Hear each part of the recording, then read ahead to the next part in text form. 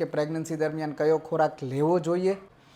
મિત્રો, પ્રેગ્નન્સીમાં carbohydrate, protein, fibres, calcium, vitamin D3, folic acid, multivitamin તથા આયોડિન અને ઝીંક જે મળી રહે એવો ખોરાક લેવો જોઈએ, એટલે કે સંપૂર્ણ અને સંતુલિત ખોરાક વધારે પડતો લેવો જોઈએ।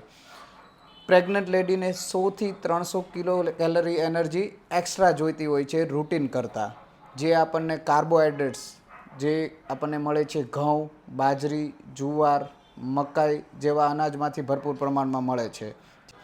પ્રોટીન્સ આપણને દૂધ અને દૂધની પ્રોડક્ટ્સ જેવી કે પનીર, ચીઝ, કઠોળ જેવા કે સોયાબીન, મગ, મઠ, ચણા, અને જો તમે નોન વેજીટેરિયન હો તો બાફેલા ઈંડા, મીટ અને ચિકનમાંથી ભરપૂર પ્રમાણમાં મળી રહેતું હોય છે।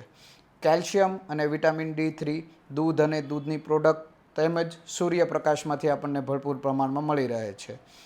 આયર્ન એટલે કે લોહ તત્વ જે રુધિર રક્ત બનવા માટે ખૂબ જ જરૂરી છે, તે આપણને દૂધની પ્રોડક્ટ્સ, ઘી, ગોળ, ખજૂર, ડ્રાયફ્રૂટ્સ જેવા કે અંજીર, અખરોટ વગેરે તેમજ કઠોળમાંથી આપણને ભરપૂર પ્રમાણમાં મળી રહેતું હોય છે।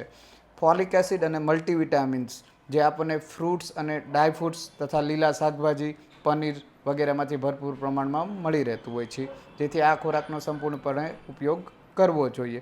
મિત્રો, પ્રેગ્નન્સી દરમિયાન હાઇડ્રેશન એટલે કે પાણી ખૂબ જ જરૂરી છે, જેથી ડેઇલી 3 થી 4 લીટર પાણી લેવું જોઈએ।